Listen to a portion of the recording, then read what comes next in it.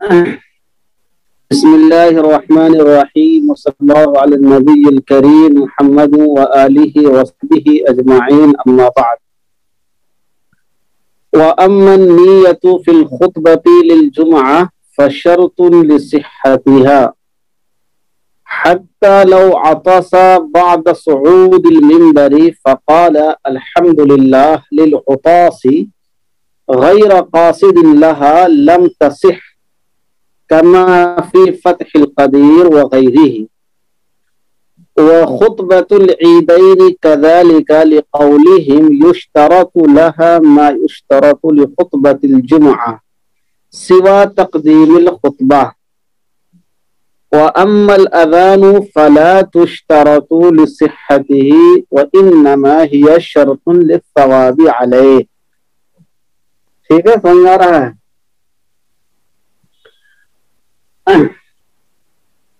آواز سلو ہے، آواز تو بالکل تیز کر دی ہم نے۔ اس سے پہلے شروع کے سبق میں یہ بات آئی تھی کہ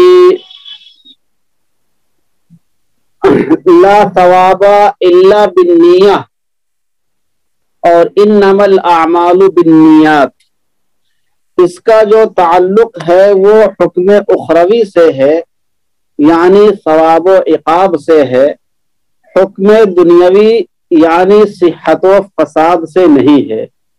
یعنی فی نفسی ہی کسی آدمی کا عمل صحیح ہوا ہے یا صحیح نہیں ہوا ہے، اس کی درستگی کے لیے یا اس کے فساد کے لیے نیت کی کوئی شرط نہیں ہے۔ البتہ وہ چیزیں یا وہ عبادات یا وہ معاملات جن میں نیت شرط قرار دی گئی ہے، اس کے دلائل اور اس کی وجوہات کچھ اور ہیں۔ انما الاعمال بالنیات اور لا ثواب بالنیات یہ نہیں ہے، سمجھ رہے ہیں؟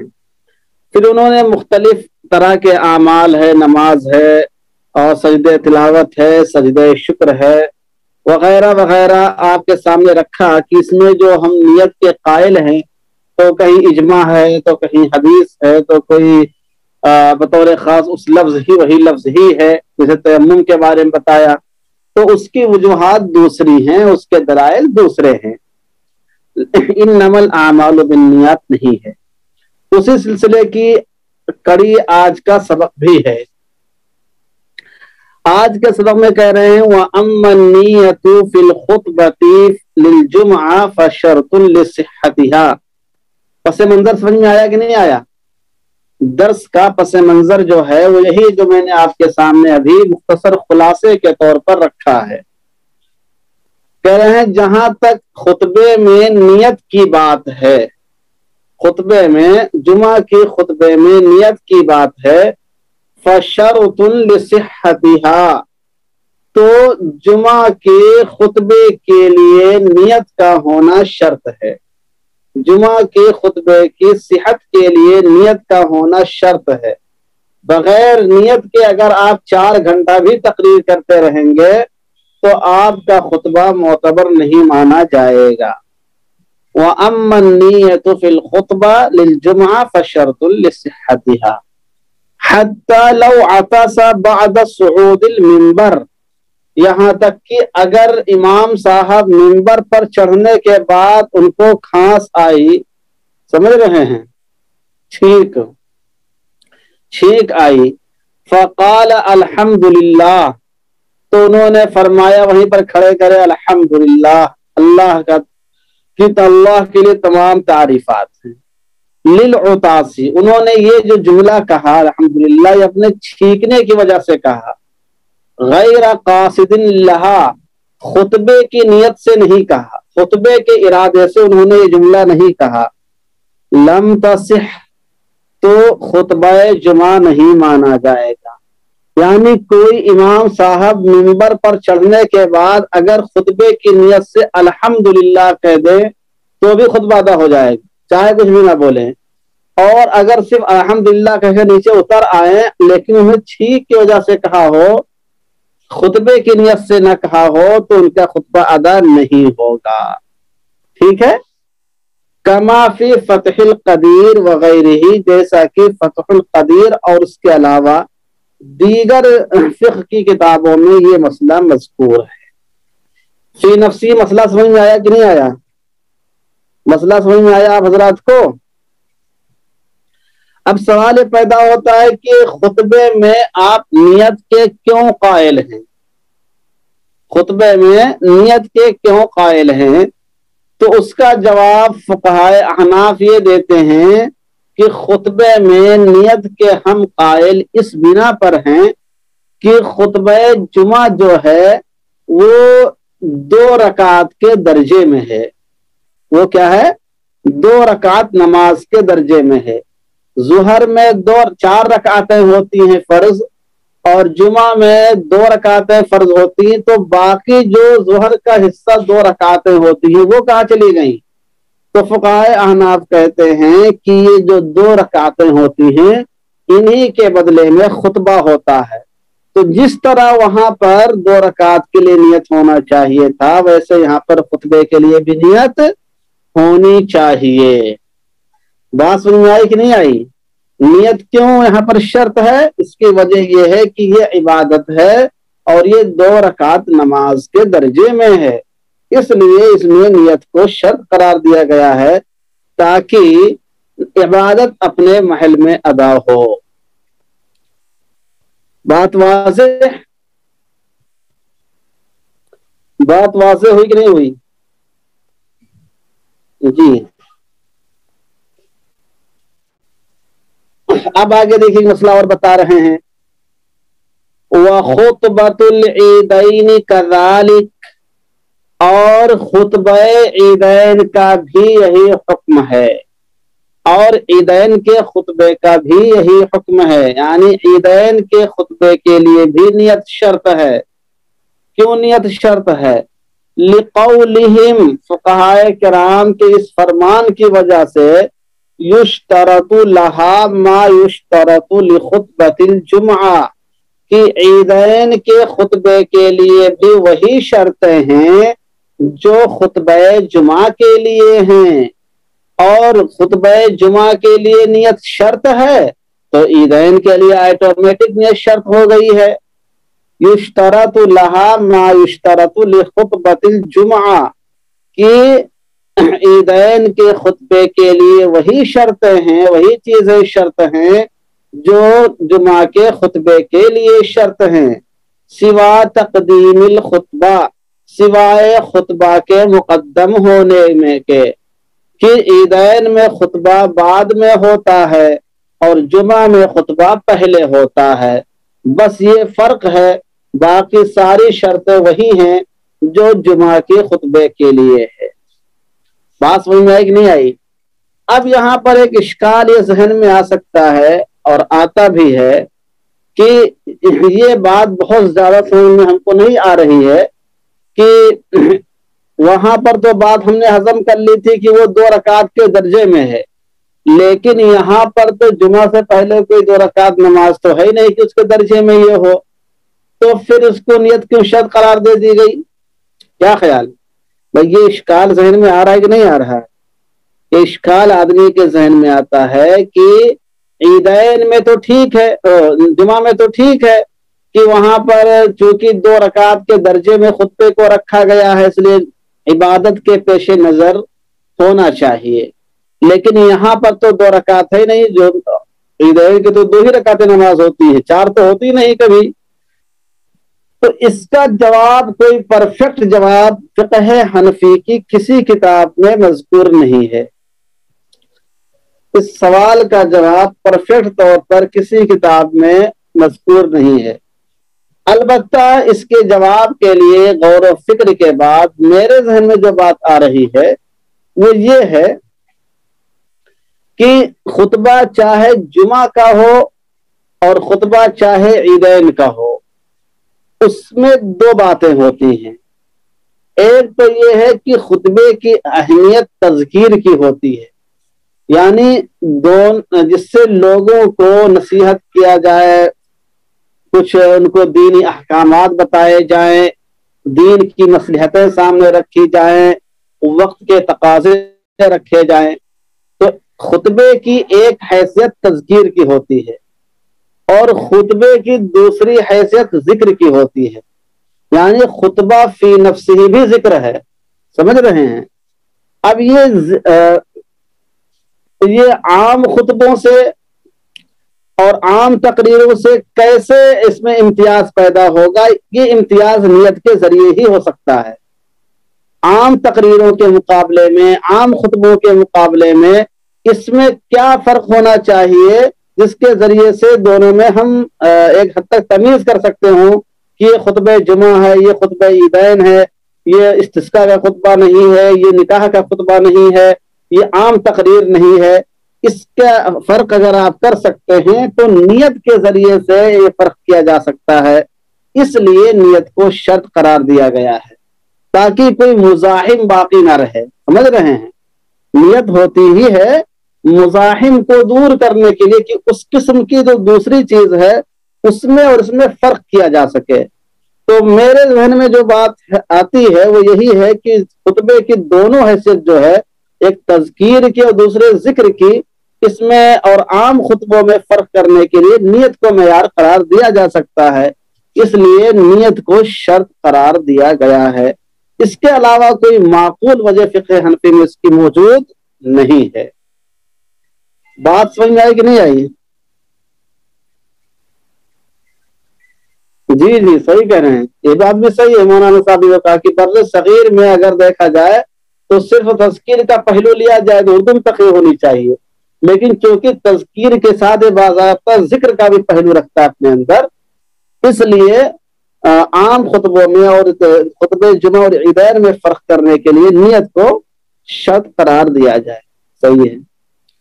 تو یہاں تک بات واضح ہوئی. یشترط لها ما یشترط لخطبۃ الجمعہ سوا تقدیم الخطبہ، کہ عیدین کے خطبے کے لیے بھی وہی چیزیں شرط ہیں جو خطبہ جمعہ کے لیے شرط ہے سوائے خطبے کو مقدم رکھنے کے. اب آگے دیکھتے ہیں کیا ہے. وَأَمَّا الْأَذَانُ فَلَا تُشْتَرَطُ لِصِحَّتِهِ وَأَمَّا الْأَذَانُ فَلَا تُشْتَرَطُ لِصِحَّتِهِ. جہاں تک اذان کا تعلق ہے تو اذان کی درستگی کے لیے بھی نیت شرط ہے. جہاں تک اذان کا تعلق ہے فلا اس کے لیے نیت شرط نہیں ہے. فلا تشترط لصحته، اس کی درستگی کے لیے نیت شرط نہیں ہے. یعنی بغیر نیت کے بھی اذان دے دیں گے تو بھی اذان مان لی جائے گی. وَإِنَّمَا هِيَ شَرْطٌ لِلثَّوَابِ عَلَيْهِ. ہاں اذان پر ثواب حاصل کرنے کے لیے نیت کرنا شرط، یعنی بغیر ثواب کے، بغیر نیت کے ثواب تو حاصل نہیں ہوگا، لیکن بغیر نیت کے اذان آپ کی مان لی جائے گی. اب ایک سوال یہ بھی پیدا ہوتا ہے کہ اذان بھی تو عبادت ہے، اذان عبادت بھی ہے، اسلام کا شعار بھی ہے، تو اس میں نیت شرط کیوں نہیں ہے؟ جی اس میں نیت شرط کیوں نہیں ہے؟ اذان جو ہے عبادت ہے، دین کا شعار، میں نیت شرط کیوں نہیں ہے؟ اس کا جواب مصنف نے اپنی اسی کتاب میں آگے دیا ہے، ابھی چند دنوں کے بعد وہ آ جائے گا. سمجھ رہے ہیں؟ اس لیے اس کے چکر میں پڑنے کی ضرورت نہیں ہے. مصنف نے خود اس کی وضاحت کی آگے چل کر کہ عبادات کے اندر بھی دو قسمیں ہوتی ہیں. ایک وہ ہے جو فی نفسی عبادت ہی ہے، یعنی اس میں عبادت کے علاوہ کسی چیز کا اور شائبہ ہو ہی نہیں سکتا ہے، تو اس کے لیے نیت کی ضرورت ہی نہیں پڑتی. وہ بغیر نیت کے بھی وہی ادا ہوگا چاہے جو بھی ہو جائے. تو وہ آگے بحث آ رہی ہے. سمجھ رہے ہیں؟ خلاصے کے اوپر اتنا یاد رکھ لیں کہ یہ ایسی عبادت ہے جس میں کسی دوسری عبادت کا شائبہ ہی نہیں ہے. سمجھ رہے ہیں؟ جی میں عبادت غیر مستقل عبادت ہے اذان دینا. آگے بحث خود انہوں نے کی ہے، اس لیے بہت زیادہ پریشان نہ ہو. وَأَمَّا اسْتِقْبَالُ الْقِبْلَةِ، جہاں تک استقبال قبلہ کا تعلق ہے، استقبال قبلہ کے لیے نیت شرط ہے کہ نہیں شرط ہے؟ فَشَرَطَ الْجُرْجَانِيُّ لِصِحَّتِهِ النِّيَّةِ، تو امام جرجانی رحمت اللہ علیہ نے اس کی درستگی کے لیے نیت کو شرط قرار دیا ہے۔ جہاں تک استقبال قبلہ کا تعلق ہے تو امام جرجانی نے اس کی درستگی کے لیے نیت کو شرط قرار دیا ہے۔ وَالصَّحِيحُ خِلَافُهُ، اور صحیح اس کے برخلاف ہے، کما فی المبسوط، جیسا کہ مبسوط کے اندر لکھا ہوا ہے۔ تو گویا کہ اس میں امام جرجانی کا اختلاف ہے کہ قبلہ استقبال قبلہ کے لیے نیت شرط ہونا چاہیے کہ نہیں ہونا چاہیے۔ فقہائے احناف اور جمہور کا متفقہ مسئلہ یہ ہے کہ اس کے لیے نیت شرط نہیں ہے، اس کے لیے نیت شرط نہیں ہے۔ البتہ امام جرجانی رحمت اللہ علیہ فرماتے ہیں کہ اس کے لیے بھی نیت شرط ہے، اس کے لیے نیت شرط ہے۔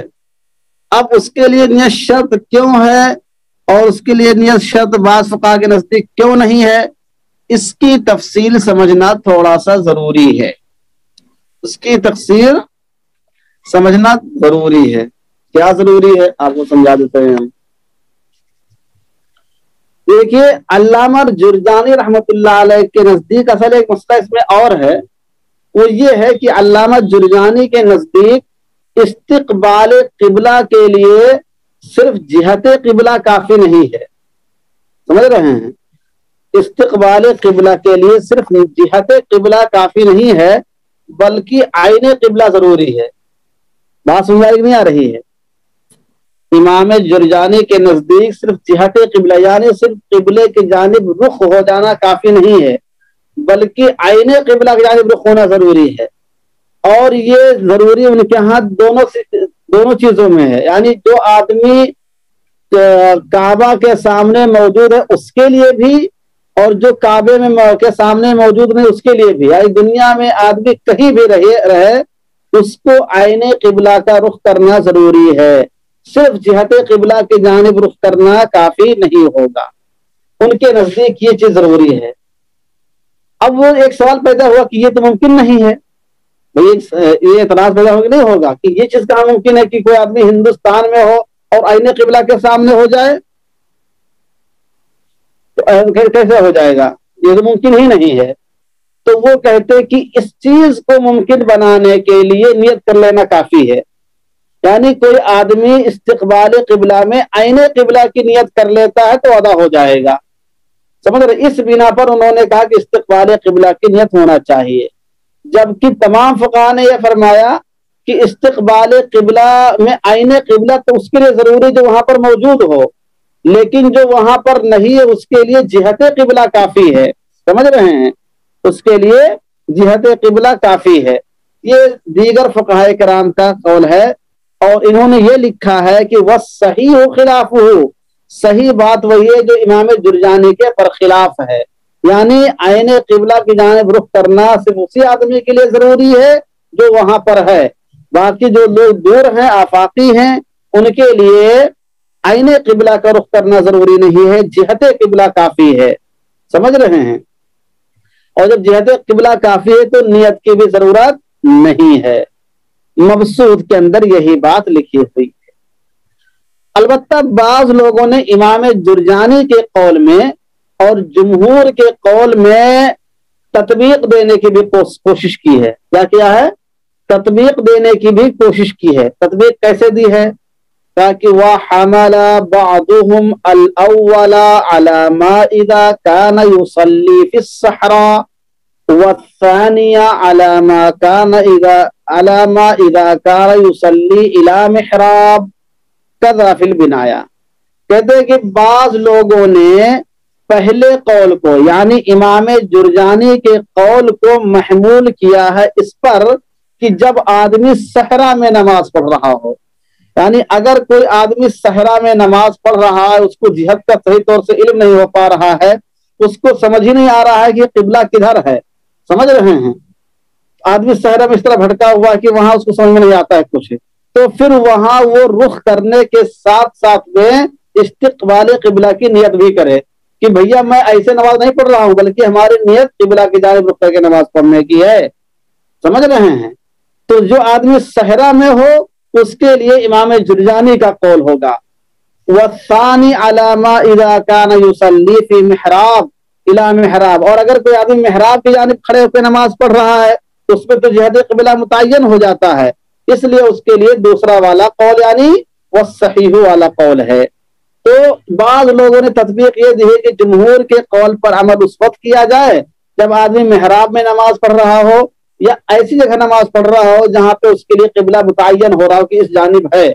اور اگر آدمی ایسی جگہ صحرا میں، جنگل میں، ریگستان میں، پہاڑ پہ نماز پڑھ رہا ہے کہ اس کو کچھ معلوم نہیں ہو پا رہا ہے تو اس کو استقبال قبلہ کے ساتھ ساتھ نیت قبلہ بھی کرنا چاہیے. ٹھیک ہے؟ تطبیق سمجھ میں آئی کہ نہیں آئی؟ دونوں قولوں کے درمیان بعض حضرات نے جو تطبیق دینے کی کوشش کی ہے وہ سمجھ میں آئی؟ جی ہاں. تو یہ جو اختلاف ہے یہ پہلے والے اختلاف پر اثر مبنی ہے. امام جرجانی کے نزدیک عین قبلہ کی جانب رخ کرنا ضروری ہے، اسی بنا پر انہوں نے اس کے ممکن نہ ہونے کی وجہ سے نیت کو لازم قرار دیا ہے. اور لوگ بتائیں. جی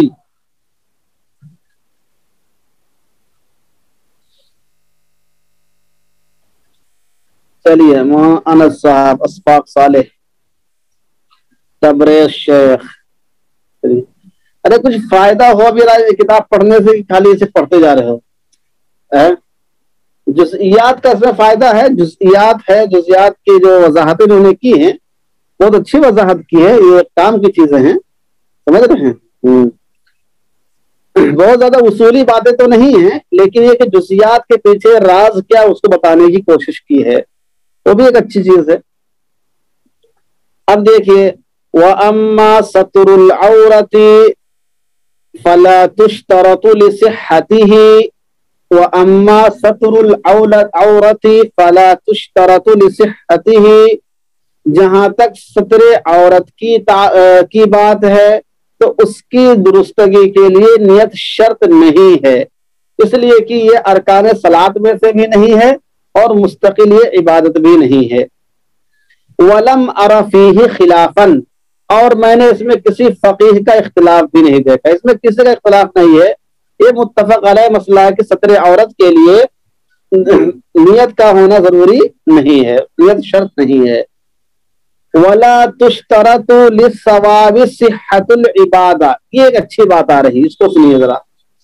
کہتے ہیں وَلَا تُشْتَرَطُ لِلثَّوَابِ صِحَّةُ الْعِبَادَةِ بَلْ يُثَابُ عَلَى نِيَّتِهِ وَإِنْ كَانَتْ فَاسِدَةً بِغَيْرِ تَعَمُّدِهِ كَمَا لَوْ صَلَّى مُحْدِثًا عَلَى ظَنِّ طَهَارَتِهِ وَسَيَأْتِي تَحْقِيقُهُ. کہتے ہیں کہ ثواب کے حصول کے لیے عبادت کا صحیح ہونا بھی شرط نہیں ہے.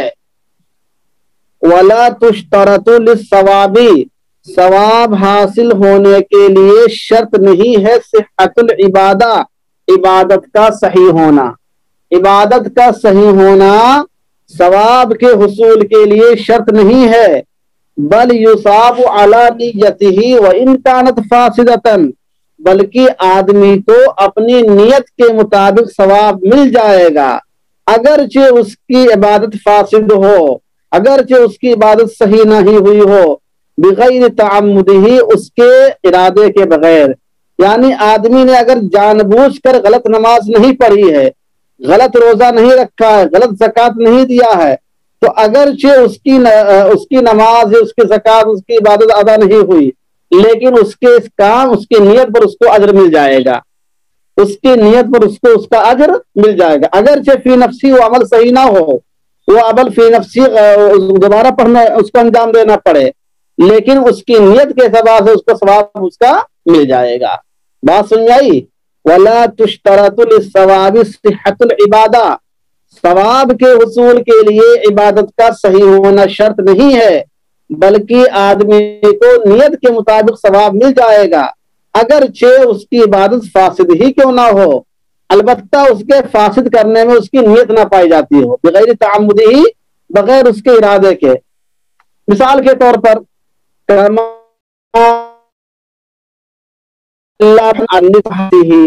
جیسے کسی آدمی نے نماز پڑھ لی ناکی کی حالت میں بغیر وضو کے نماز پڑھ لیا ہی اپنے وضو پر رکھتے یا پاکی کا خیال رکھتے ہوئے، تو اب اس کی نماز اگرچہ نہیں ہوئی، آپ سے کوئی مسئلہ اگر پوچھے گا کہ اس کی نماز نہیں ہوئی، لیکن وہ نماز پڑھنے پر اس کو ثواب مل جائے گا. ثواب کا کوڑ اللہ تعالیٰ کیا بہت زیادہ ہے، سمجھ رہے ہیں؟ اس کو ثواب اس پر مل جائے گا اگرچہ اس کی نماز صحیح نہیں ہوئی. حتیٰ کہ اگر اس کو اپنی زندگی میں کبھی معلوم ہو جائے کہ فلاں ٹائم پہ ہم نے جو نماز پڑھی تھی بغیر طہارت کے پڑھ لیا تھا، تو اس کے اوپر واجب الاعادہ ہوگی، اس کے اوپر نماز واجب الاعادہ ہوگی، لیکن اس کا ثواب اس کا ختم نہیں کیا جائے گا. دوبارہ جب پڑھے گا تو پھر اس کا الگ سے ثواب ملے گا، یہ ڈبل ثواب مل جائے گا آدمی کو. وہ سیاتی تحقیق اور اس کی تحقیق بھی عنقریب ہی اور آنے والی ہے. بات سمجھ آئی؟ تو خلاصہ یہ نکلا کہ اگر آدمی جان بوجھ کر اپنی عبادت کو فاسد نہ کرے، اپنے عمل کو فاسد نہ کرے، اس میں اس کے قصد و ارادہ کا دخل نہ ہو، بلکہ وہ بغیر قصد و ارادے کے فاسد ہو جائے، باطل ہو جائے، تو پھر بھی آدمی ثواب سے محروم نہیں ہوتا ہے، اگرچہ وہ عمل اس کو دوبارہ انجام دینا پڑے، لیکن جو اس نے کر لیا ہے اس کا اجر ضائع نہیں ہوگا. بات سمجھ میں آئی؟ ارے بات سمجھ آ رہی کہ نہیں آ رہی؟ مشایخ بلخ بخارا جی.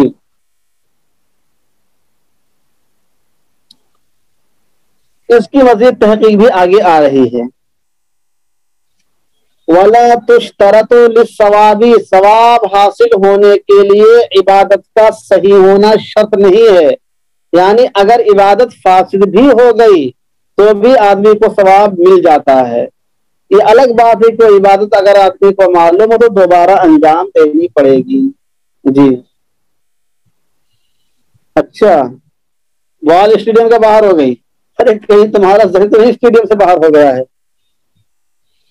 نفس مسئلہ سمجھ میں آیا کہ نہیں آیا؟ اگر نہیں آیا تو بولیے. لیکن سردیوں میں لوگ ایسا کرتے بغیر تعمدی کی شرط لگی ہوئی آگے کہ جان بوجھ کر ایسا نہیں کرنا چاہیے. جان بوجھ کر ایسا کریں گے تو پیٹے بھی جائیں گے، سمجھ رہے ہیں؟ جان بوجھ کے اگر کوئی آدمی اس طرح کرے گا تو پیٹا بھی جائے گا، اور پیٹا ہی نہیں جائے گا بلکہ یخشا علیہ الکفر، اس کے اوپر کفر کا بھی اندیشہ ہے. کیوں؟ اس لیے لأن عینہ کفر، نماز روزے کے ساتھ مذاق مانا جائے گا، اور مذاق کرنا نماز روزے کے ساتھ کفر پہنچانے والا عمل ہے. سمجھ رہے ہیں؟ آگے دیکھیے. وَأَمَّا الزَّكَاةُ فَلَا يَصِحُّ أَدَاؤُهَا إِلَّا بِالنِّيَّةِ، اور جہاں تک زکوٰۃ کی بات ہے تو اس کا ادا کرنا بھی درست نہیں ہے بغیر نیت کے. اس کی ادائیگی درست نہیں ہوتی ہے مگر نیت کے ساتھ، یعنی زکوٰۃ کے لیے نیت کا پایا جانا شرط ہے. زکوٰۃ کے لیے نیت کا پایا جانا شرط ہے. وَأَمَّا الزَّكَاةُ فَلَا يَصِحُّ أَدَاؤُهَا إِلَّا بِالنِّيَّةِ، جہاں تک زکوٰۃ کی بات ہے تو اس کی ادائیگی درست نہیں ہوگی مگر نیت کے ساتھ. وَعَلَى هَذَا فَمَا ذَكَرَهُ الْقَاضِي الْإِسْبِيجَابِ أَنَّ مَنِ امْتَنَعَ عَنْ أَدَائِهَا أَخَذَهَا الْإِمَامُ كُرْهًا وَوَضَعَهَا فِي أَهْلِهَا وَتُجْزِيهِ لِأَنَّ لِلْإِمَامِ وِلَايَةَ أَخْذِهَا فقام اخذه مقام دفع المالک باختیارہ فهو ضعیف. اب دیکھیے، انہوں نے پہلے آپ کو ایک مسئلہ یہ بتایا کہ زکوٰۃ کی ادائیگی کے لیے ضروری ہے کہ آدمی نے زکوٰۃ کی نیت سے رقم کو دیا ہو. اگر بغیر زکوٰۃ کی نیت کے آدمی نے دے دیا اور پھر اس کو زکوٰۃ میں کٹانا چاہے تو نہیں کٹے گی وہ، سمجھ رہے؟ اس لیے کہ جب اس نے دیا تو زکوٰۃ کی نیت نہیں پائی گئی تھی. اب اس پر انہوں نے آگے ایک مسئلہ جس کو قاضی اسبیجابی نے نقل کیا ہے، جس کو علامہ قاضی اسبیجابی نے نقل کیا ہے، اس پورے مسئلے کو نقل کیا ہے، اور پھر اس کو نقل کرنے کے بعد فرمایا فہو ضعیف. بات سمجھ آ رہی کہ نہیں آ رہی ہے؟ پہلے انہوں نے مسئلہ بیان کر دیا کہ زکوٰۃ کے لیے نیت کا ہونا ضروری ہے، بغیر نیت کے زکوٰۃ درست نہیں ہوتی ہے۔ یہ مسئلہ بیان کرنے کے بعد لکھا ہے کہ قاضی اسبیجابی نے ایک مسئلہ لکھا ہے، وہ اس اصول کو دیکھتے ہوئے ان کا مسئلہ ضعیف ہے۔ اب دیکھتے ہیں کہ قاضی اسبیجابی نے کیا کہا، سنتے ہیں۔ وعلی ھذا، اور اس اصول کے مطابق، فما ذکرہ القاضی الاسبیجابی، تو وہ بات جس کو قاضی اسبیجابی نے ذکر کیا ہے، کیا ذکر کیا ہے؟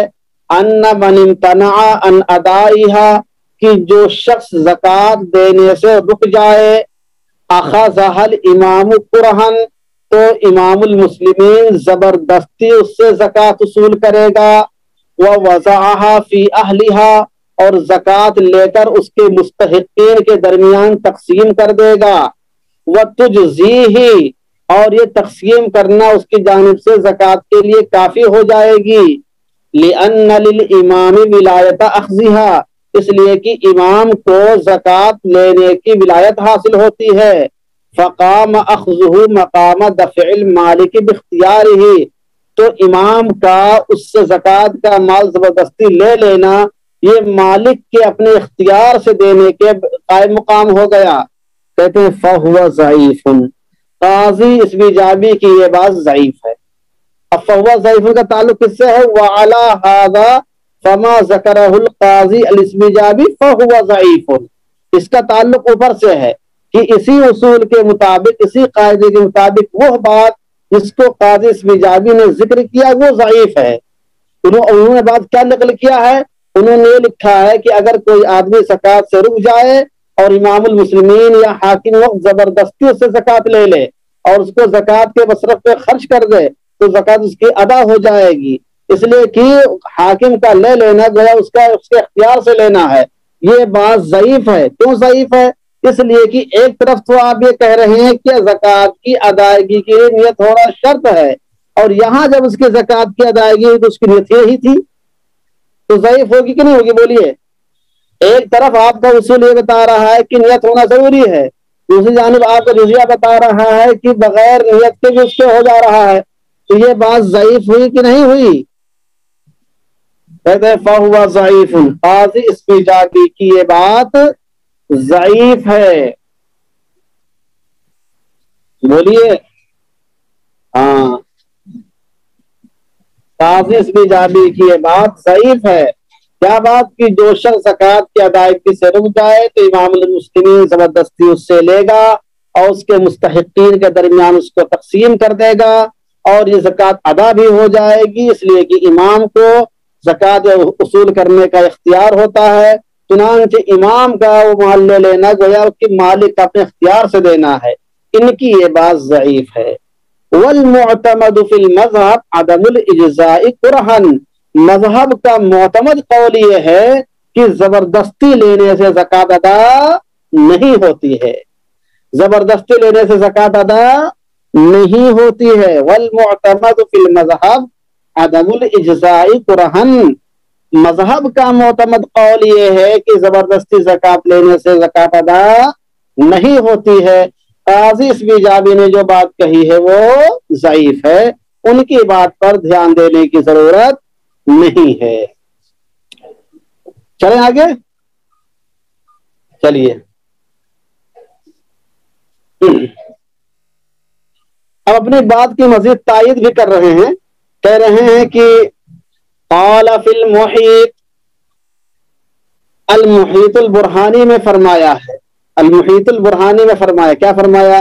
وَمَنِ امْتَنَعَ عَنْ أَدَاءِ الزَّكَاةِ فَالسَّاعِي لَا يَأْخُذُ مِنْهُ قُرْهًا، کہ جو شخص زکوٰۃ کی ادائیگی سے رک جائے تو قاضی تو ساعی یعنی زکوٰۃ کا وصول کرنے والا، تو زکوٰۃ کا وصول کرنے والا زبردستی اس سے نہیں لے گا، وَلَوْ أَخَذَ، اور اگر زبردستی لے لیا، لا يقع عن الزکاة، تو وہ رقم زکوٰۃ کی جانب سے نہیں ادا ہوگی، لِكَوْنِهَا بلا اختیار، اس لیے کہ وہ مالک کی اجازت کے بغیر ہے، مالک کی نیت کے بغیر ہے، تو طریقہ کیا اختیار کریں گے؟ چھوڑ دیا جائے گا؟ کہتے ہیں زبردستی لیں گے بھی نہیں اور چھوڑیں گے بھی نہیں، وَلَكِنْ يُجْبِرُهُ بِالْحَبْسِ، لیکن اس کو قید خانے میں بند کر کے مجبور کیا جائے گا، لیؤدی بنفسہ، تاکہ بذات خود وہ ادا کرے. سمجھ رہے ہیں؟ اس کو جیل خانے میں ڈالا جائے گا تاکہ وہ بیچارہ خود ادا کر دے کہ ٹھیک ہے بھیا. ایسے بہت سے لوگ ہوتے ہیں جو سوچتے ہیں کہ چمڑی چلی جائے لیکن دمڑی نہ جائے، لیکن جب قاضی اس کو جلاد کے حوالے کرے گا تو چمڑی اور دمڑی دونوں چلی جائے گی. سمجھ رہے ہیں؟ وَلَكِنْ يُجْبِرُهُ بِالْحَبْسِ، لیکن قاضی اس کو قید خانے میں ڈال کر مجبور کرے گا، لِيُؤَدِّيَ بِنَفْسِهِ، تاکہ وہ بذات خود ادا کرے. تو زکوٰۃ کی ادائیگی کے لیے نیت شرط ہے یا شرط نہیں ہے؟ اس میں قاضی سمیجابی کی جو بات ہے وہ، محیط برہانی کی جو بات ہے وہ، اور معتمد قول جو فقہ حنفی کا ہے وہ، یہ تینوں باتیں سمجھ میں آئیں کہ نہیں آئیں آپ کو؟ یہ تینوں باتیں سمجھ میں آئیں کہ نہیں آئیں؟ جی ہاں. پھر بعد میں نہیں کہنا کہ آن لائن پڑھنے سے کوئی فائدہ نہیں ہوا، کیا کیا پڑھا دیا تھا. جو بات پڑھیے سمجھ کے پڑھیے. چلیے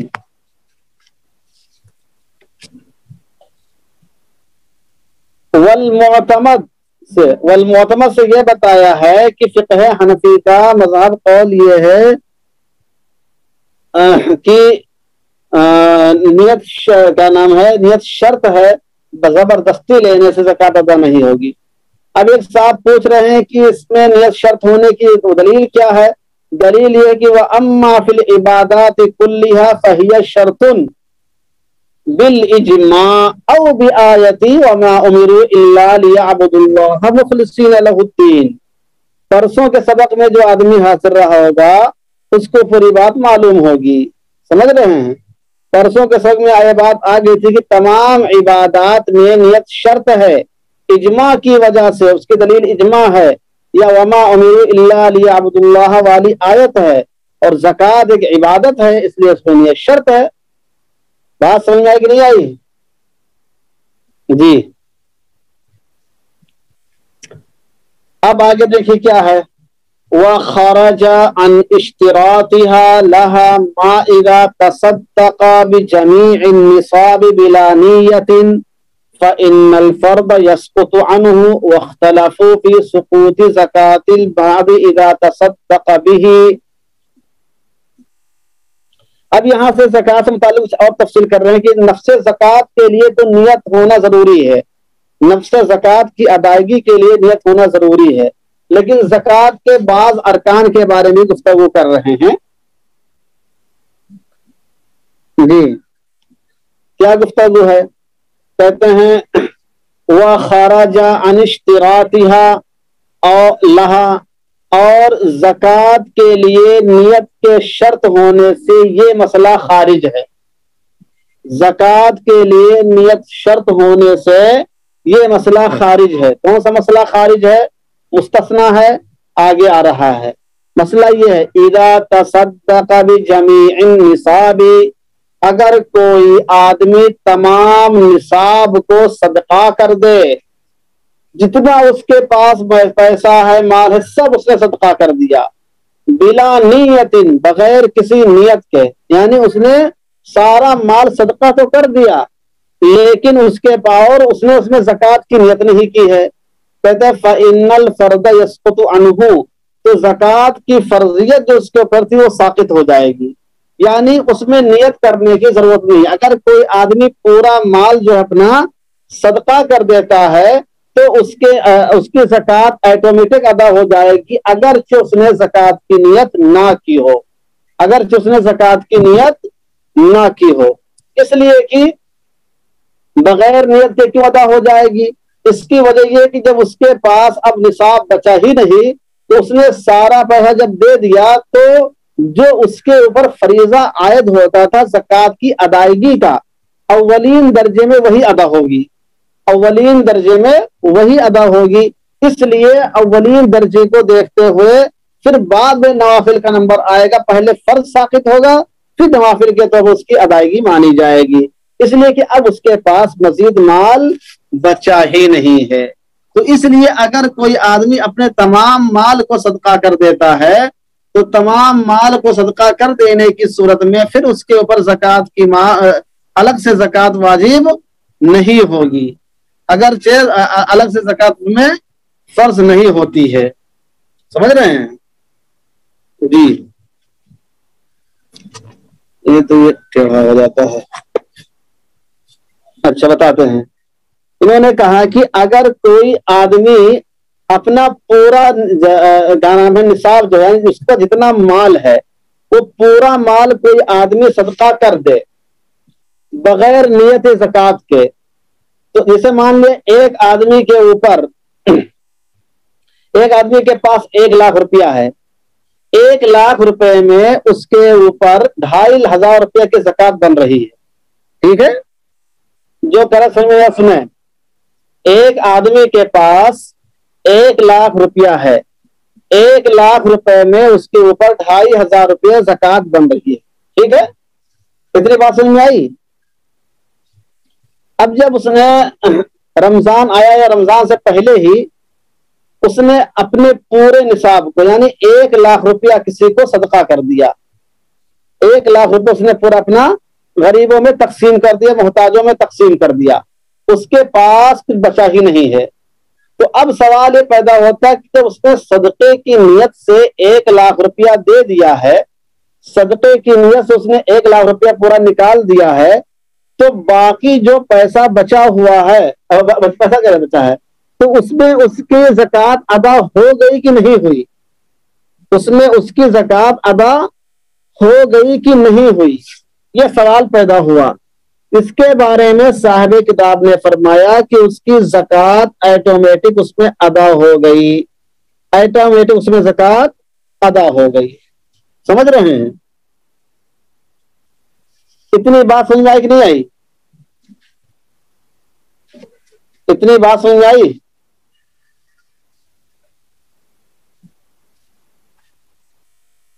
جی کون معتبر صاحب؟ اب اس کا انہوں نے جواب یہ دیا کہ سوال پیدا ہوا کہ جو اس نے ادا 1,00,000 روپے پورا دے دیا تو 2,50,000 روپیہ پھر اس کو 2,500 روپیہ الگ سے دینا پڑے گا نہیں دینا پڑے گا؟ اس کے پاس 1,00,000 روپے میں 2,500 روپیہ زکوٰۃ بن رہی تھی، تو 2,500 روپیہ وہ زکوٰۃ الگ سے دے گا کہ نہیں دے گا؟ یہ سوال پیدا ہوتا ہے. 1,00,000 روپیہ پر 2,500 روپیہ زکوٰۃ اس کی بن رہی تھی، اس نے بغیر زکوٰۃ کی نیت کے 1,00,000 روپے پورا صدقہ کر دیا، غریبوں میں تقسیم کر دیا، محتاجوں میں بانٹ دیا، فقیروں میں بانٹ دیا، یتیموں میں بانٹ دیا، لیکن اس نے زکوٰۃ کی نیت نہیں کی ہے، صرف بانٹ دیا.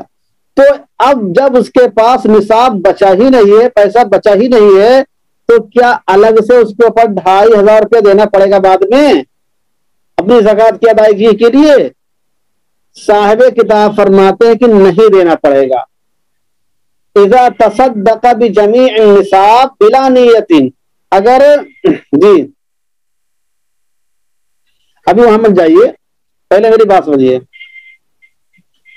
اذا تصدق بجمیع النصاب بلا نیت، اگر کوئی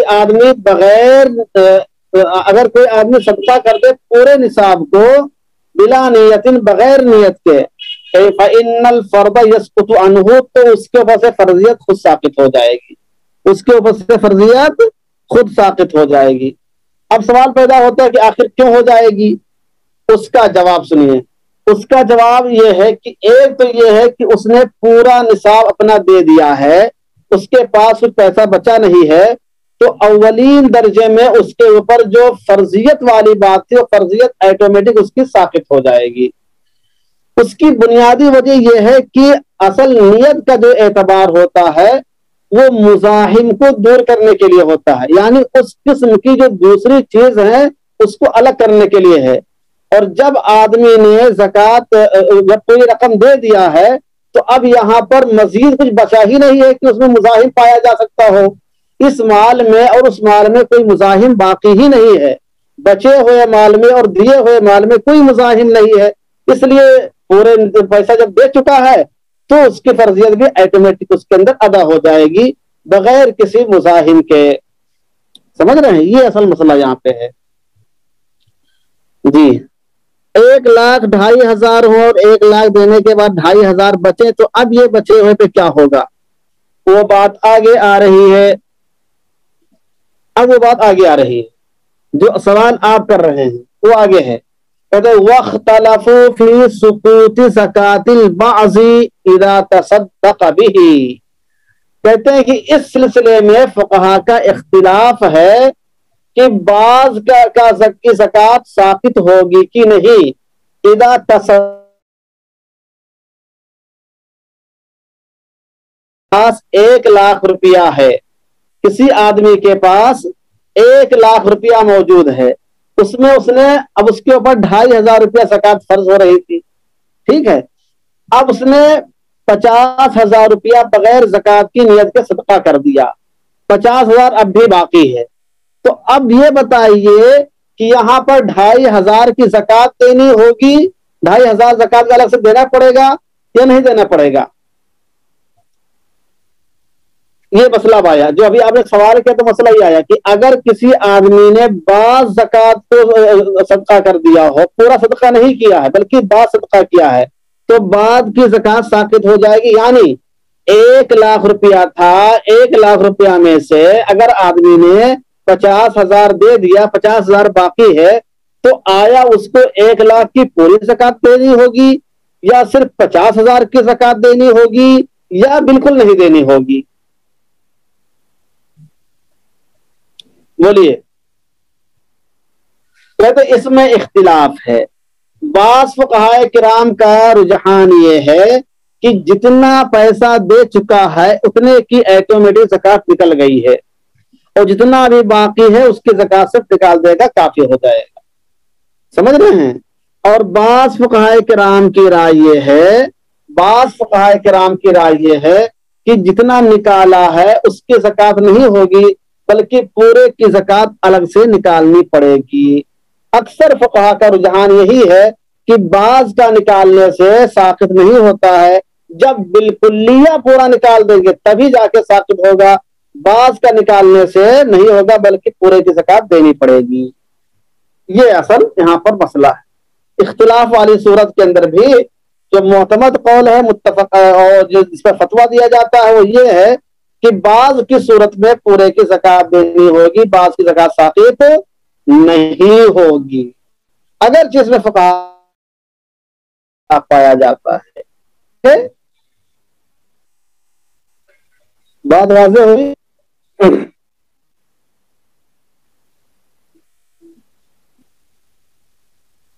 جی جسیم الدین شیخ اور بولو.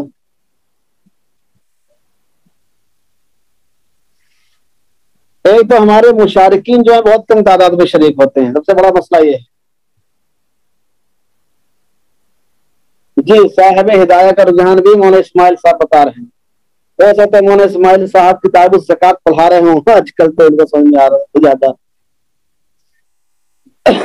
جی اب دیکھیے کیا ہے، کہتے ہیں آگے قالوا فقہا نے فرمایا ہے وَتُشْتَرَطُ نِيَّةُ التِّجَارَةِ فِي الْعَرُوزِ وَلَا بُدَّ أَن تَكُونَ مُقَارِنَةً لِلتِّجَارَةِ فَلَوِ اشْتَرَى شَيْئًا لِلْقُنْيَةِ وَفِي كِتَابٍ لِنَفْسِهِ نَاوِيًا أَنَّهُ إِذَا وَجَدَ رِبْحًا بَاعَهُ فَلَا زَكَاةَ عَلَيْهِ.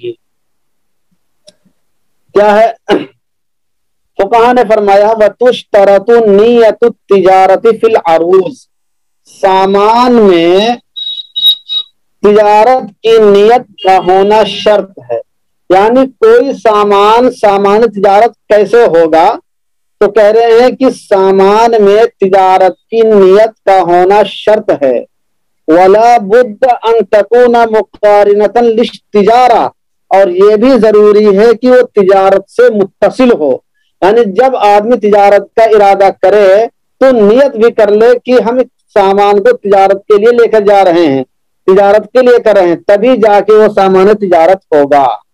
سمجھ رہے ہیں؟ سامان تجارت بنانے کے لیے اس کا نیت ہونا ضروری ہے.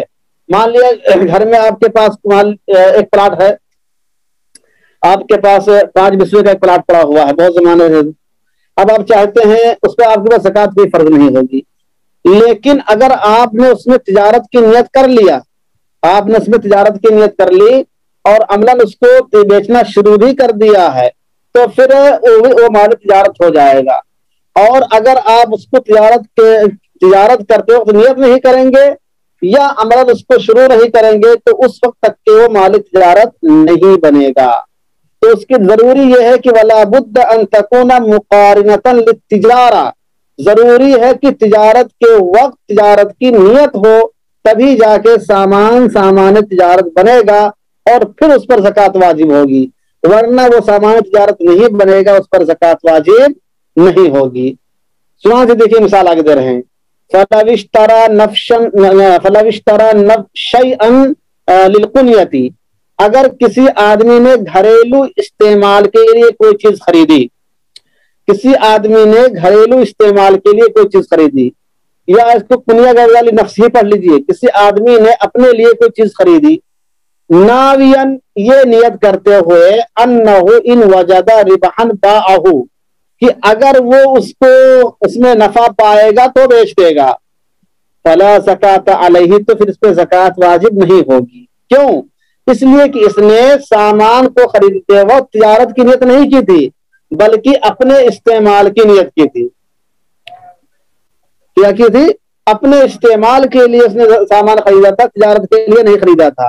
اگر تجارت کے لیے سامان خریدتا، تجارت کے لیے نیت کرتا تو پھر اس میں زکوٰۃ واجب ہوتی، اور چونکہ اپنے لیے خریدا ہے، ایک الگ سے نیت یہ کر رہا ہے کہ اگر ملا تو بیچ دیں گے، یعنی اس کی نیت کامل طور پر بیچنے کی نہیں ہے، نفع ملا تو بیچے گا، تو اس میں زکوٰۃ واجب نہیں ہوگی۔ خلاصہ یہ نکلا کہ سامان تجارت اس وقت سامان تجارت بنے گا جب کہ اس کو خریدتے وقت آدمی کی نیت ہو کہ ہم اس کو سامان کو تجارت کے لیے لے رہے ہیں۔ اگر آدمی اپنے ذاتی استعمال کے لیے لے، گھر میں استعمال کے لیے لے، یا کسی دوست احباب کو ہدیہ دینے کے لیے اس کو خریدے، تجارت کی نیت نہ ہو تو وہ مال تجارت نہیں بنے گا۔ سمجھ میں آیا کہ نہیں آیا؟ آسان مسئلہ ہے، یہ سب پڑھا ہوا بھی ہے۔ جی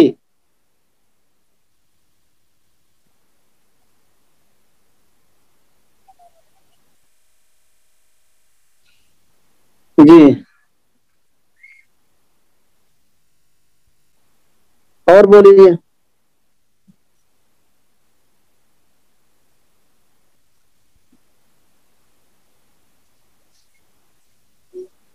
جی اور لوگ بتائیں، سمجھ میں آ رہا ہے کہ نہیں آ رہا ہے بھائی؟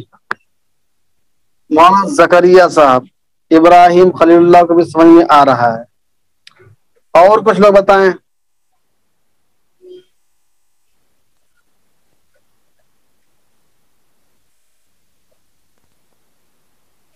جی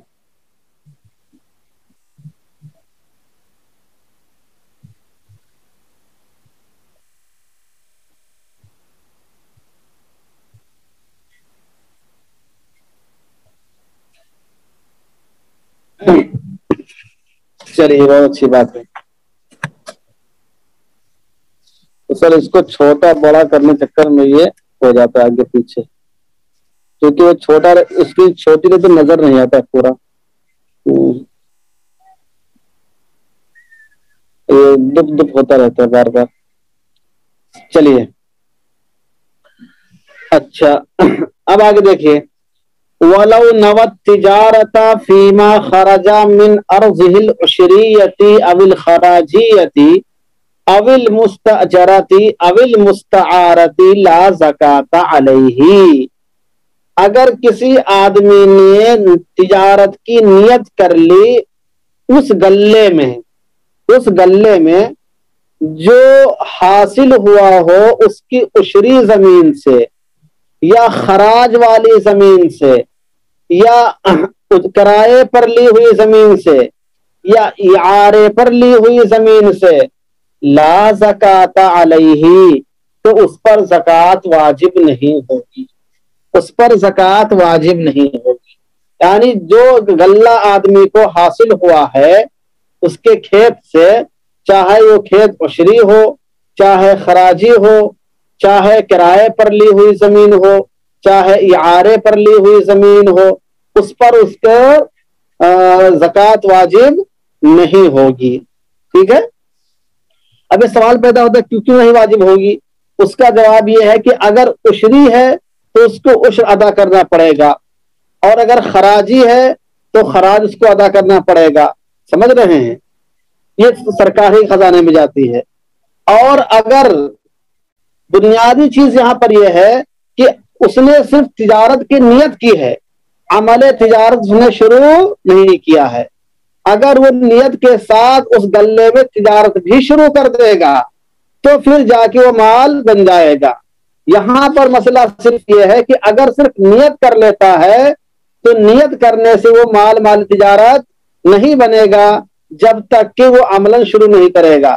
چنانچہ چاہے عشری زمین سے غلہ حاصل ہوا ہو، چاہے خراجی زمین سے حاصل ہوا ہو، چاہے مستاجرہ سے حاصل ہوا ہو، چاہے مستعارہ سے حاصل ہوا ہو، اگر آدمی صرف تجارت کی نیت کرتا ہے، باضابطہ عمل شروع نہیں کرتا ہے، تو زکوٰۃ واجب نہیں ہوگی. اور اگر تجارت کی نیت کرتا ہے اور عمل بھی شروع کر دیتا ہے تو اب جا کے یہ مال تجارت بن جائے گا. ٹھیک ہے. یعنی نیت کے ساتھ تجارت اس سے مقارن ہونا چاہیے، عمل تجارت بھی اس سے متصل ہونا چاہیے. ٹھیک ہے جی. بات سمجھ آئی؟ ولو نوت تجارت، اگر صرف تجارت کی نیت کر لیتا ہے اس چیز میں جو اس کو حاصل ہوئی ہے عشری زمین سے یا خراجی زمین سے یا اجرت یعنی کرائے پر لی ہوئی زمین سے یا اعارے پر لی ہوئی زمین سے، تو اس پر زکوٰۃ واجب نہیں ہوتی ہے. اگر وہ تجارت کرنا شروع کر دے گا، عمل تجارت شروع کر دے گا، تب جا کے یہ اموال بھی مال تجارت ہو جائیں گے. تو معلوم یہ ہوا کہ صرف نیت کافی نہیں ہے، نیت کے ساتھ عمل تجارت بھی ہونا چاہیے، تبھی جا کے غیر تجارتی چیز تجارتی بنے گی. غیر تجارتی چیز تبھی جا کے تجارتی بنے گی جب عمل تجارت بھی پایا جائے اور نیت بھی پائی جائے.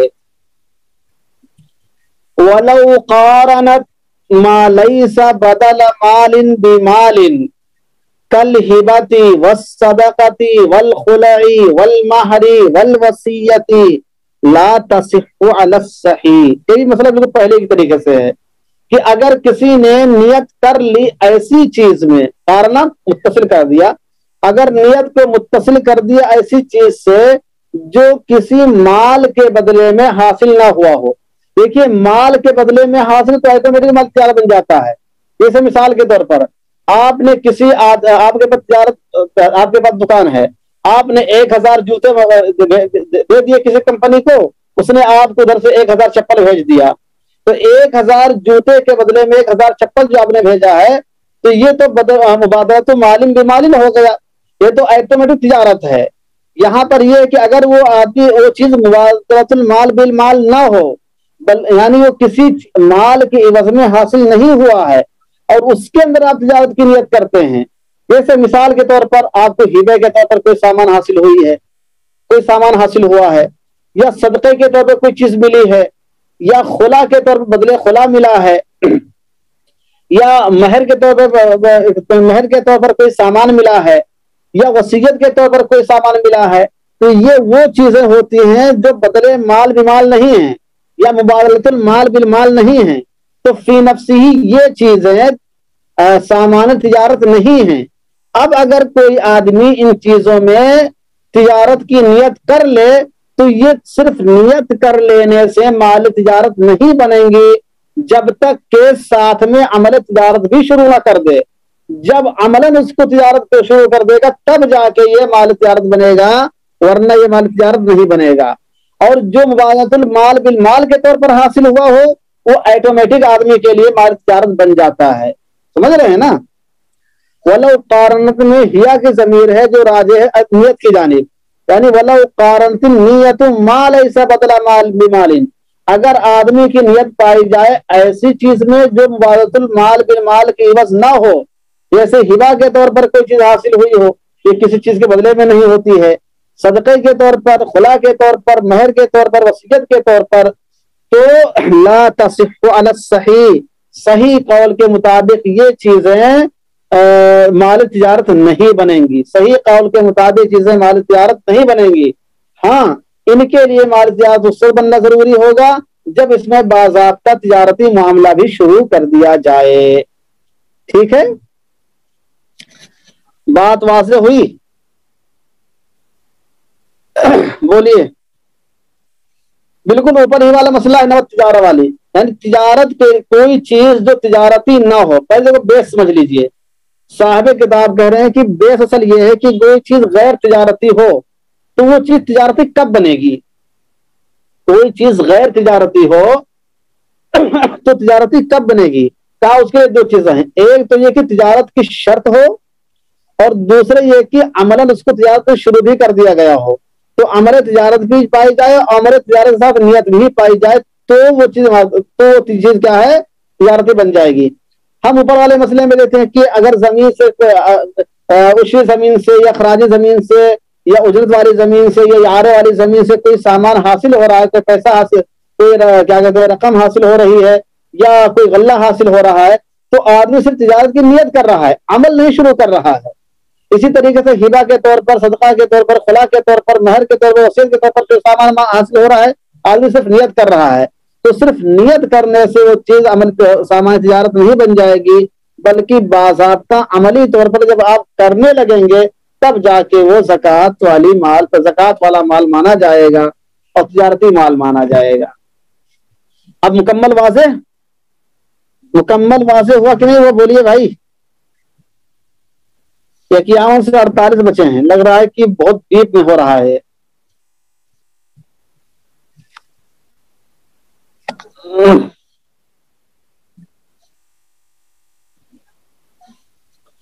چلیے. وفي الصائمة لا بد من قصد إسامتها للدر والنسل أكثر الحول، فإن قصد به التجارة ففيها زكاة التجارة، وإن قارنت الشراء، وإن قصد به الحمل أو الركوب أو الأكل فلا زكاة أصلا. سائمہ بولتے ہیں ایسے جانور جو 4 پیر والے ہوں، جو چرنے والے ہوں.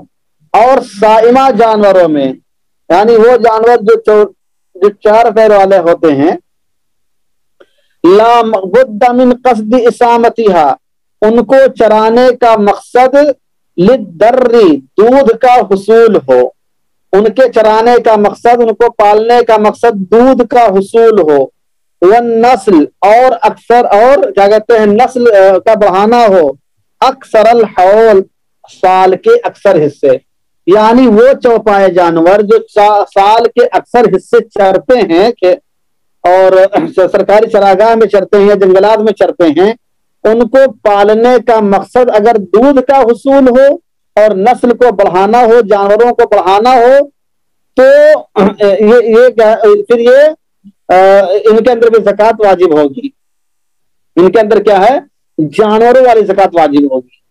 وہ چوپائے جانور جو اکثر سال کہاں چرتے ہوں، سرکاری چراگاہ میں چرتے ہوں یا جنگلوں میں چرتے ہوں، بیابان میں چرتے ہوں، یعنی آدمی اپنا چارہ پانی نہیں دیتا ہو، اور ان کے پالنے کے مقصد دودھ کا حصول ہو، نسل کو بڑھانا ہو، تو پھر ان جانوروں میں کون سی زکوٰۃ واجب ہوگی؟ جانوروں والی زکوٰۃ واجب ہوگی. یعنی اتنے جانوروں میں اتنا جانور نکالنا پڑتا ہے، اتنے میں اتنا، 40 میں فلاں، 30 میں فلاں، 18 میں فلاں، 50 تو اتنا نکالنا پڑے گا. جو جانوروں والا جو نصاب بتایا گیا کتابوں کے اندر وہ والا. تو وہ 4 پیر والے جانور جو اکثر کا اکثر حصہ جنگل میں چرتے ہیں، ان کے پالنے کا مقصد اگر دودھ کا حصول ہو اور نسل کو بڑھانا ہو تو پھر ان میں جانوروں والی زکوٰۃ ہوگی. فَإِن قَصَدَ بِهِ التِّجَارَةَ، لیکن اگر آدمی نے دودھ اور نسل کے بجائے تجارت کی نیت سے جانوروں کو پالا ہو، جیسا کہ آج کل لوگ پالتے ہیں، کوئی 500 جانور پالے ہوئے، کوئی 400 جانور پالے ہوئے، کوئی 300 پالے، ان کا مقصد دودھ کا حاصل کرنا نہیں ہوتا ہے اور ان کا مقصد نسل کا بڑھانا نہیں ہوتا، بلکہ وہ بقرہ عید کے موسم میں بیچنے کے لیے پالتے ہیں. بقرہ عید کے موسم میں بیچنے کے لیے پالتے ہیں. تو فَإِن قَصَدَ بِهِ التِّجَارَةَ، اگر ان جانوروں کو پالنے کا مقصد دودھ کا حصول نہ ہو، نسل افزائش نسل نہ ہو، بلکہ تجارت ہو، فَفِيهَا زَكَاةُ التِّجَارَةِ، تو پھر اس میں تجارت والی زکوٰۃ ہوگی، جانوروں والی زکوٰۃ نہیں ہوگی، یعنی ان کی مجموعی قیمت جو ہو رہی ہوگی۔ ارے ایک گائے کو آدمی تجارت کے لیے پالتا ہے بھائی، ایک گائے تو آدمی دودھ کے لیے پالتا ہے، اور اگر تجارت کے لیے اگر آدمی پالے ہوئے ہیں تو جتنے کی بکے گی اتنا پیسہ دینا پڑے گا آپ کو، بات ختم۔ اس میں جو ہوگا اس کی اگر مان لیا اگر 50,000 کی گائے بکتی ہے، 50,000 کی اگر آپ کی گائے بکتی ہے، جیسے کیا نام ہے یہاں پر ہمارے پڑوسی ملکوں میں بکتی ہے گائے، مہنگی بہت ہی وہاں پہ گائے ہے بیل ہے، وہاں مہنگے بھی بکتے ہیں، ہمارے تو 2,000 3,000 2,500 تو کوئی نہیں پوچھتا ہے، 700 میں ہمارے گائے پہ کوئی پوچھنے والا نہیں ہے، پھرتے ہیں میر خار کوئی پوچھتا نہیں، اس عاشقی میں عزت سادات دی گئی۔ تو بیچاروں نے اتنی عاشقی کر دی اپنی گاؤں ماتا کے ساتھ کہ ان کی عزت ہی ختم ہو گئی تھی معاشرے سے۔ پہلے تو بیچاری گائے بک بھی جاتی تھی کچھ مہنگی، اب تو لوگوں کو فری کھانے کو مل رہی ہیں، سمجھ رہے ہیں؟ تو کیا ہے فَإِن قَصَدَ بِهِ التِّجَارَةَ فَفِيهَا زَكَاةُ التِّجَارَةِ، اگر ان جانوروں کو پالنے کا چرانے کا مقصد کیا ہے تجارت ہو تو تجارت والی زکوٰۃ واجب ہوگی، جانوروں والی نہیں۔ ان قارنت الشراء، اگر جانوروں کو خریدتے وقت تجارت کی نیت کی ہو تو، اور اگر تجارت کی نیت نہ کی ہو بعد میں نیت کر رہا ہے تو تجارت کا عمل بھی پایا جائے اور نیت بھی پائی جائے تب۔ وَإِن قَصَدَ بِهِ الْحَمْلَ أَوِ الرُّكُوبَ أَوِ الْأَكْلَ، اگر کسی نے جانوروں کو پالا ہے سواری کرنے کے لیے یا بار برداری کرنے کے لیے یا اس کو کھانے پینے کے لیے، فَلَا زَكَاةَ أَصْلًا، تو پھر اس میں بالکل لیا زکوٰۃ نہیں ہوگی، نہ جانوروں والی زکوٰۃ ہوگی اور نہ ہی تجارت والی زکوٰۃ ہوگی، کیونکہ یہاں پر مقصد کیا ہے، ان کو پالنے کا مقصد دودھ کا حصول اور نسل کا بڑھانا نہیں ہے، زکوٰۃ اور تجارت کو بیچنا ہے، بلکہ اپنے کھانے پینے کے لیے استعمال آدمی کر رہا ہے۔ ٹھیک ہے، واضح ہے، یہ سب چیزیں پڑھی ہوئی ہیں، میں سمجھتا ہوں اکثر لوگوں نے پڑھ رکھی ہیں۔ کتنا ٹائم ہو گیا؟ 3:13 ہو گیا۔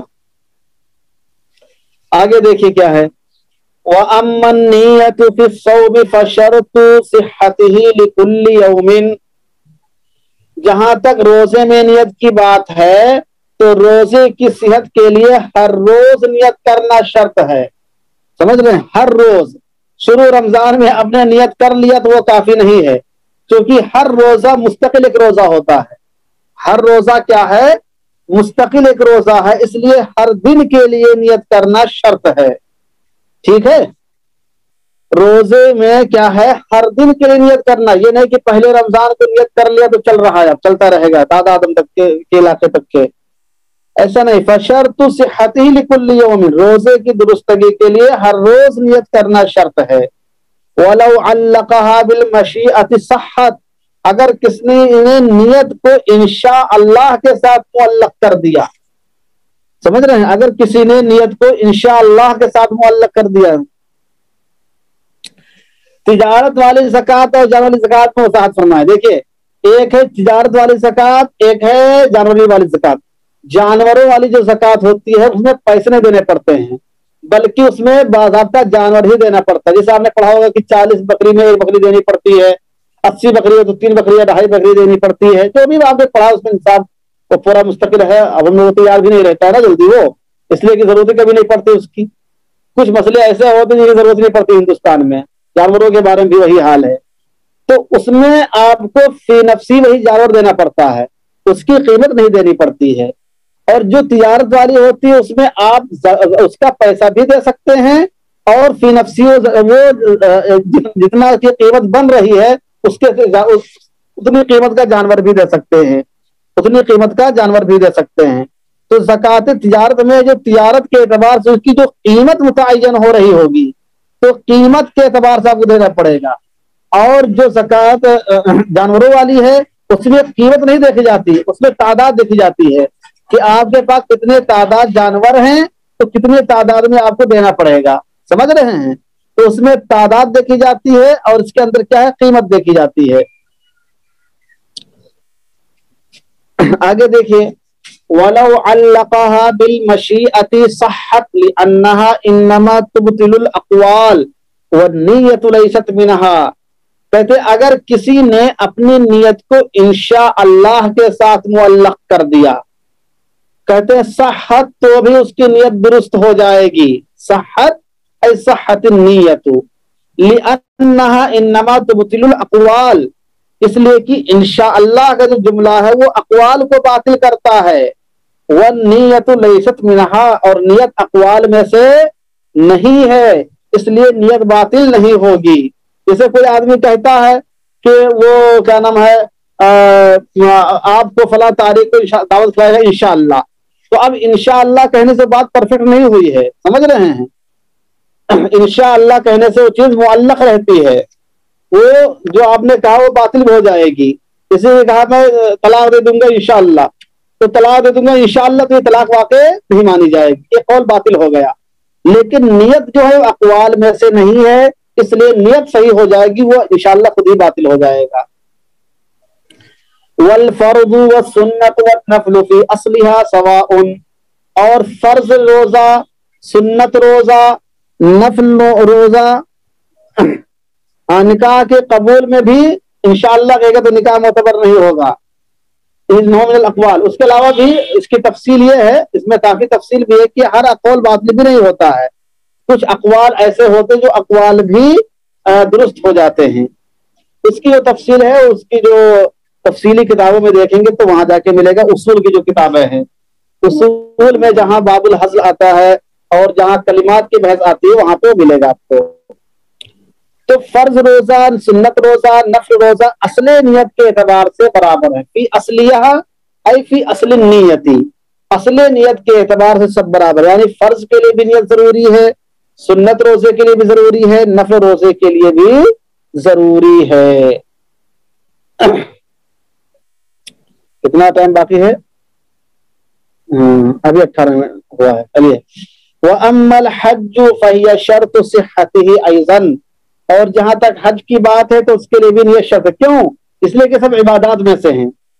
روزہ بھی عبادات میں سے ہے، حج بھی عبادات میں سے ہے، نفلی بھی عبادات میں سے ہے، فرض بھی عبادات میں سے ہے، سنت بھی عبادات میں سے ہے. تو ان سب کے لیے نیت شرط ہے، جیسے کہ شروع میں بتا چکے ہیں. اما العبادات فَهِيَ شَرْطٌ بالإجماع. جہاں تک حج کا تعلق ہے تو اس کی صحت کے لیے بھی نیت شرط ہے. فرضاً کان او نفلاً، خواہ یہ حج فرض ہو خواہ نفل ہو. والعمرۃ کذالک، اور عمرہ کا بھی یہی حکم ہے کہ اس کے لیے بھی نیت شرط ہے. ولا تکون الا سنتاً، اور عمرہ صرف سنت ہی ہوتا ہے، فرض اور واجب نہیں ہوتا ہے. والمنظور کالفرض، اور نظر جو ہے وہ فرض کے طریقے سے، یعنی اگر کسی نے عمرہ کرنے کی نظر مانی ہے یا روزہ رکھنے کی نظر مانی ہے تو اس کا درجہ فرض کے برابر ہوتا ہے. عمرہ یا تو فرض یا تو سنت ہوگا، یا تو فرض کی طرح ہوگا یعنی نظر ہوگا تو سنت ہی ہوتا ہے، زیادہ تر نفل نہیں ہوتا ہے. وَلَوْ نَظَرَ حَجَّةَ الْإِسْلَامِ لَا يَلْزَمُهُ إِلَّا حَجَّةُ الْإِسْلَامِ، اگر کسی نے فرض حج کی نظر مان لی، کسی نے نظر مانی کہ وہ حجۃ الاسلام کیا کہتے ہیں، فرض حج کو حجۃ الاسلام کہا جاتا ہے، سمجھ رہے ہیں؟ فرض حج کو کیا کہا جاتا ہے؟ حجۃ الاسلام کہا جاتا ہے. وَلَوْ نَظَرَ حَجَّةَ الْإِسْلَامِ، اگر کسی نے اسلام کے حج کی نیت مانی، یعنی حج فرض کی نیت کی نظر مانی، حج فرض کی نظر مانی، لا یلزمہ الا حجۃ الاسلام، تو اس کے اوپر حج فرض ہی ہوگا، یعنی اس کے اوپر دوسرا حج فرض نہیں ہوگا. اس کا تعلق اصل جانتے ہو کیا ہے؟ اس کا تعلق یہ کہ اگر کوئی مالدار آدمی جس کے اوپر پہلے سے حج فرض ہو، اگر وہ حج فرض کی نیت نظر مان لیتا ہے تو اس کو کتنے حج کرنے ہوں گے؟ بات سمجھ رہے ہو کیا ہے؟ بات اس میں یہ ہے کہ اگر کوئی آدمی مالدار ہو اور مالدار شخص اگر اس کے اوپر آلریڈی حج فرض ہے، پہلے سے اس کے اوپر حج فرض ہے، پھر بھی وہ نظر مان لیتا ہے کہ میں فرض حج ادا کروں گا، تو سوال یہ پیدا ہوتا ہے کہ اس کے اوپر تو حج پہلے سے فرض ہے ہی ہے، اس نظر کی وجہ سے کیا اس کو 2 حج کرنا ہوگا یا ایک ہی میں کام چل جائے گا؟ ارے بات سمجھ آ رہی کہ نہیں آ رہی ہے؟ اس کے اوپر تو پہلے سے حج فرض ہے ہی ہے، کیا اس کے اوپر دوبارہ کرنا ہوگا؟ کہتے ہیں کہ لو نظارہ حجت الاسلام، اگر اس نے حج فرض کی نظر مانی ہے، لا یلزمہ الا حجت الاسلام، تو اس کے اوپر ڈبل حج فرض نہیں ہوگا، بلکہ جو پہلے سے فرض ہے وہی فرض رہے گا۔ کیوں؟ اس لیے کہ نظر کی درستگی کے لیے ضروری ہے کہ وہ چیز پہلے سے آدمی کے اوپر لازم نہ ہو، وہ چیز پہلے سے آدمی کے اوپر لازم نہ ہو، تبھی وہ نظر صحیح مانا جائے گا۔ اور اگر پہلے سے وہ چیز لازم ہے تو وہ نظر ہی صحیح نہیں ہوتا ہے، تو گویا کہ یہاں پر اس کا نظر ہی صحیح نہیں مانا گیا، وہ جو ایک حج فرض تھا وہی اس کا ادا ہو جائے گا۔ کما لو نظر الاضحیہ، جیسے کسی نے واجب قربانی کی نظر مان لی، تو جب آلریڈی اس کے اوپر قربانی واجب ہی ہے تو پھر اس کو واجب کرنے کی ضرورت نہیں ہے، اس لیے اس کے اوپر ایک ہی قربانی سے اس کی ادا ہو جائے گی۔ ہاں اگر واجب کے علاوہ نفلی قربانی کی اس نظر کی ہے تو جتنی نظر مانی ہوگی اس کو دینا پڑے گا، جیسا کہ اس کی تفصیل آپ اس سے پہلے در مختار میں پڑھ چکے ہیں۔ ٹھیک ہے، یہ کیا کہنا ہے صاحب؟ جی، اگر کسی نے اپنے خون کی نظر مانی تو اس کے لیے آپ جو ہے کتاب النظر کا مطالعہ کریے، سمجھ رہے ہیں؟ کتاب النظر میں دیکھیے آپ کو مل جائے گا، یہ جزئی چیزیں ہیں، اس کے لیے آپ وہاں مستقل پڑھیے، ہر جزیہ کا جواب تھوڑی یہاں ملے گا۔ والقضاء فی الکل کالاداء من جہت اصل النیہ، یہ بھی دیکھیے کہ اوپر جتنی عبادتوں کا ذکر ہوا ہے، نماز کا ذکر ہوا ہے، زکوٰۃ کا ذکر ہوا ہے، حج کا ذکر ہوا ہے، روزے کا ذکر ہوا ہے، اور قربانی کا ذکر ہوا ہے، اور دیگر عبادتوں کا ذکر ہوا ہے، تو کہتے ہیں کہ والقضاء فی الکل، مذکورہ بالا تمام عبادات میں قضا کل ادائی ادا ہی کی طرح ہے، من جہتی اصل النیہ، اصل نیت کے اعتبار سے، یعنی جس طریقے سے ادا کے لیے نیت ضروری ہے، نیت شرط ہے، ویسے ہی اگر آپ قضا کر رہے ہیں، چاہے قضا نماز پڑھ رہے ہوں، چاہے قضا روزہ رکھ رہے ہوں، چاہے قضا جو ہے آپ کیا کہتے ہیں کچھ اور کوئی عبادت کر رہے ہوں، تو یہ وتر کی نماز آپ قضا کر رہے ہوں، تو اس کے لیے بھی آپ کو نیت کرنی ہوگی، اس کے لیے بھی آپ کو نیت کرنی ہوگی۔ والقضاء فی الکل کالاداء من جہت اصل النیہ، تمام عبادات میں جن میں قضا ہو سکتی ہے وہ ادا ہی کی طرح ہے، اصل نیت کے اعتبار سے، جس طرح ادا کے لیے نیت ضروری ہے ویسے ہی قضا کے لیے نیت ضروری ہے۔ وَأَمَّا الْاعْتِكَافُ، جہاں تک اعتکاف کا تعلق ہے، فَهِيَ شَرْطُ صِحَّتِهِ، تو اس کی صحت کے لیے بھی نیت شرط ہے، تو نیت اس کی درستگی کے لیے بھی شرط ہے۔ واجباً کانا او سنتاً او نفلاً، خواہ یہ واجب اعتکاف ہو یا سنت اعتکاف ہو یا نفلی اعتکاف ہو، سب کے لیے نیت شرط ہے اور نیت ضروری ہے، بغیر نیت کے اعتکاف درست نہیں ہوتا ہے۔ ٹھیک ہے، تو یہ ماشاءاللہ نیت سے متعلق کافی تفصیلات آج کے سبق میں آپ کے سامنے آ گئی ہیں، اور ابھی 1-2 دن کا اس میں سبق اور ہے اس بات میں۔ جی، آج کافی لمبا ہو گیا ماشاءاللہ، وَأَمَّا النِّيَّةُ فِي الْخُطْبَةِ سے